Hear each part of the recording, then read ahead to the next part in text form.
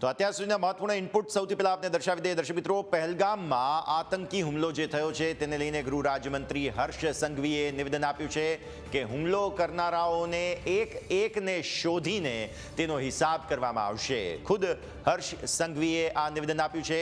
તેમણે કહ્યું છે કે જે લોકોએ પોતાના પરિવારજનો ગુમાવ્યા તેમણે મજબૂત ન્યાય અપાવીશું તેવું નિવેદન અત્યારે ગૃહ રાજ્યમંત્રી હર્ષ સંઘવીએ આપ્યું છે। તેમણે કહ્યું છે કે ભૂતકાળમાં પણ મોદી સરકારે જડબાતોડ જવાબ આપ્યા હતા।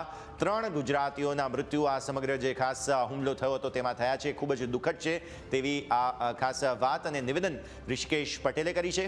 તેમણે કહ્યું છે કે મૃતદેહોને પરત લાવવા માટે કેન્દ્ર અને કાશ્મીર સરકારના સંપર્કમાં છીએ તેવું પણ ઋષિકેશ પટેલે નિવેદન આપ્યું છે। તો ગૃહ રાજ્યમંત્રી હર્ષ સંઘવી અને કેબિનેટ મંત્રી ઋષિકેશ પટેલના આ 2 નિવેદન અત્યારે સામે આવ્યા છે। અને મને પૂર્ણ વિશ્વાસ છે જે પ્રકારે મોદી સરકારનો ટ્રેક રેકોર્ડ રહ્યો છે કે ભારત દેશ કે સુરક્ષા ઉપર કોઈએ આંખ ઊંચી કરી કે જો કોઈએ દેશ પર હુમલો કર્યો હોય તો એકને શોધીને ભૂતકાળની અંદર ના ભૂતો ના ભવિષ્ય જેવા જવાબો આપવામાં આવ્યા છે। અને મને પૂર્ણ વિશ્વાસ છે કે આ કાયરોને શોધીને 100% તમામ પર્યટકો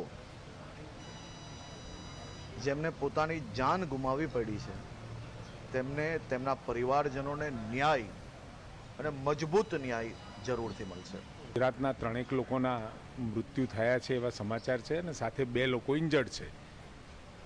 2 લોકો ભાવનગરથી છે ને એક સુરતથી છે કે જેઓ મુંબઈ ખાતે સ્થિત હતા। એમની ડેડ બોડીને લાવવાની વ્યવસ્થા પણ કેન્દ્ર સરકારે કરી છે અને રાજ્ય સરકાર આદરણીય ભૂપેન્દ્રભાઈ અને સરકાર સતત કાશ્મીર સાથે અને કેન્દ્ર સાથે સરકાર સાથે સંપર્કમાં છે અને એ લોકોને પણ જે લોકો પ્રવાસીઓ ત્યાં છે તો કેન્દ્ર સરકાર તરફથી પણ એ તમામ પ્રવાસીઓને પાછા લાવવાની વ્યવસ્થા અને કંઈ ભય ગભરાટ હોય તો એ દૂર કરવાની વ્યવસ્થાઓ કરી